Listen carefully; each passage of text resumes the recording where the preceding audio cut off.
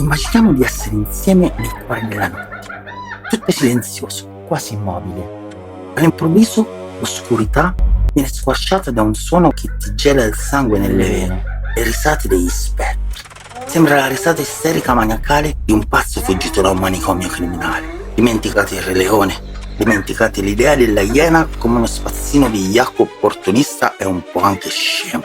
La realtà è infinitamente più folle, psicologicamente distorta e soprattutto dominata da un matriarcato di ferro che farebbe sembrare Sparta o un ridente quartiere alla Beverly Hills 90210. Se vi affascinano questi video dove conosciamo insieme i lati più oscuri, bizzarri, incredibili della natura, devo chiedervi per favore di iscrivervi subito al canale, attivare la campanella, lasciare un like e un qualsiasi commento, un punto, una virgola o un emoji, così che ci aiutate a crescere. Per voi non è niente, ma per noi vale veramente tantissimo.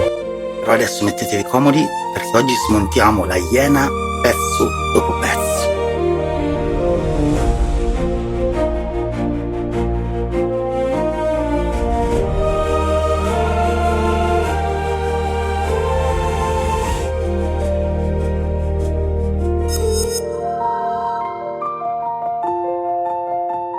Entriamo insieme nella selvaggia savana. Immaginiamo l'oscurità più totale in una notte senza luna. All'improvviso inizia il coro dei morti. Sembrano dei subdoli risolini molto inquietanti provenienti da un altro mondo.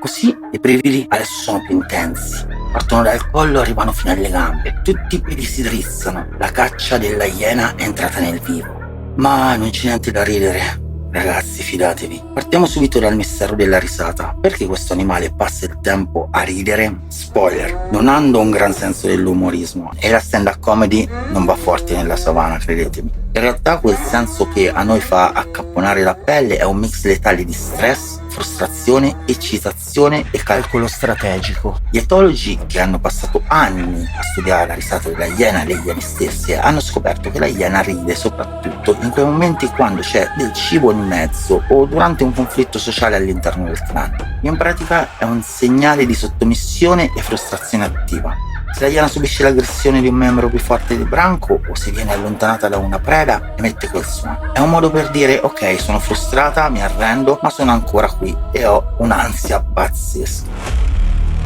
Ed è qui che la scienza diventa geniale. La tonalità e la frequenza di quella risata cambiano a seconda dell'età, del rango sociale di ogni individuo. Quando la iena ride, sta letteralmente trasmettendo la sua carta di identità in tempo reale al resto del gruppo. Dice chi è, quanti anni ha e quanto conta nel clan.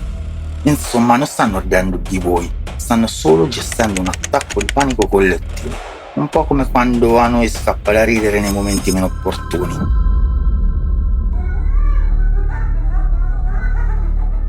Facciamo un piccolo test di classificazione biologica. Se vedi una iena, a cosa pensi?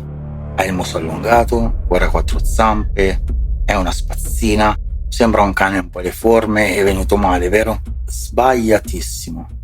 Dal punto di vista filogenetico, le iene sono molto più vicine ai felidi e alle manguste che non ai canidi. Si sono evolute in una famiglia a parte, i ienide, di cui oggi sopravvivono solo 4 specie. La iena maculata è il boss finale di questa famiglia. Parliamo di ingegneria biologica pura. La iena è costruita per distruggere. La sua caratteristica fisica più devastante è la mascella. Ha una pressione di morso che supera i 50 kg per centimetro cubico.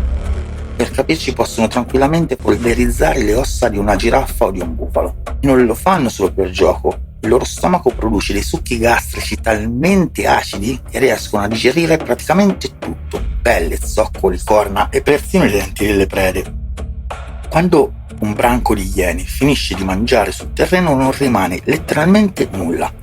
Sono i veri cleaner della savana, spietati ed efficientissimi.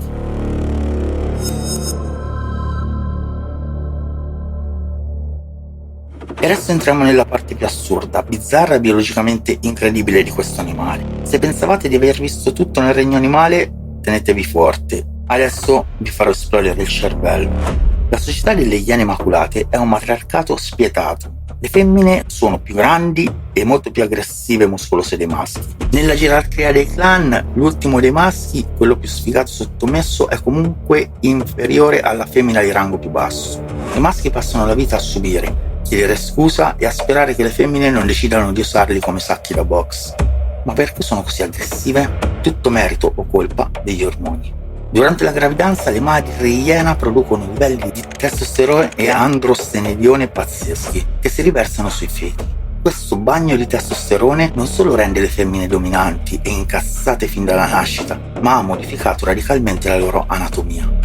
Sì, parliamo di quello, le femmine iena possiedono uno pseudopene. Tecnicamente si tratta di un clitoride ipertrofico, lungo fino a 17 cm, completamente erettile e posizionato esattamente dove i maschi hanno il pene. E per non farsi mancare nulla hanno anche un falso scroto, formato dalle labbra vaginali fuse insieme e riempite di tessuto adiposo. Esternamente maschio e femmina sono praticamente identici.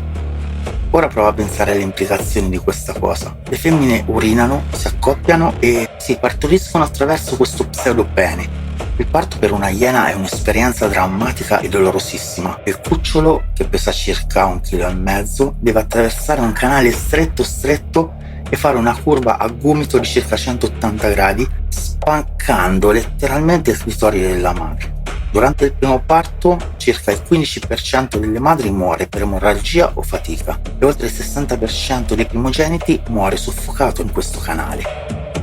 Ma allora perché l'evoluzione ha mantenuto una roba del genere? Semplice, dà alle femmine il controllo totale, poiché l'accoppiamento richiede che la femmina arricci e ritragga volontariamente lo pseudopene per permettere la penetrazione, un processo complicatissimo, tipo infilare un piede in un calzino al contrario.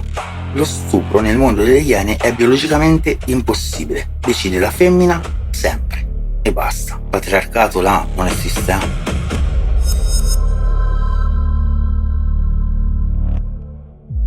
Se pensate che le iene sopravvivano solo grazie alla forza bruta e alla bizzarria anatomica, vi state sbagliando di grosso. La iena ha un lobo frontale del cervello incredibilmente sviluppato, paragonabile a quello di molti primati. In vari test di etologia cooperativa, in cui gli animali dovevano collaborare per tirare delle corde e ottenere cibo, le iene hanno battuto gli scimpanzé sia in velocità di risoluzione che in cooperazione silenziosa. Non hanno bisogno di parlarsi, si guardano, capiscono il problema e lo risolvono insieme. Incredibile, no? Questa intelligenza superiore le rende delle strateghe militari eccezionali e la loro nemesi storica sono i leoni. Tra leoni e iene non c'è solo competizione per il cibo, c'è una vera e propria faida generazionale, una guerra psicologica che dura da milioni di anni. Le iene calcolano i rapporti forza prima di attaccare un leone. Se vedono una leonessa isolata, applicano la matematica. Se sono rapporto 4-1, attaccano senza pietà. Ma se compare un leone maschio adulto, le iene sanno che il rischio impenna e si ritirano istantaneamente. È una partita a scacchi continua basata sul terrore psicologico, sul numero e sull'opportunismo tattico. Quindi la prossima volta che sentirete questo verso isterico nel buio, ricordatevi che non state ascoltando uno stupido spazzino che ride senza motivo. Sta parlando un predatore intelligentissimo, guidato da femmine letali con una biologia da fantascienza, capace di sbriciolare ossa come se fossero grissini e di fare scacco matto ai re della foresta e anche alle scimmie. Quel sorriso non è follia, è il trionfo di un'evoluzione spietata, bellissima e incredibilmente distorta. E voi da che parte state? Team Leone o Team Iena? Fatemelo sapere nei commenti. Iscrivetevi, mi raccomando, attivate la campanella, fate un qualsiasi commento con qualsiasi emoji, virgola, lettera, va benissimo, così non vi perderete i nostri prossimi viaggi e vi aspetto al prossimo video. Voi nel frattempo, come sempre, restate curiosi.